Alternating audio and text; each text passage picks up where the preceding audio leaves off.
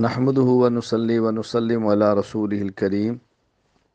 جمعیت علماء اسلام صوبہ سندھ کے سابق امیر حضرت مولانا عبدالصمد حالیجوی رحمہ اللہ تعالی سجادہ نشین خالقہ حالیجوی شریف سندھ دنیا سے رخصت ہو گئے ہیں۔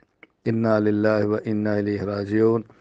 انا للہ ما خذ ولہ ما آتا وکل شیء عندہ باجل مسمی۔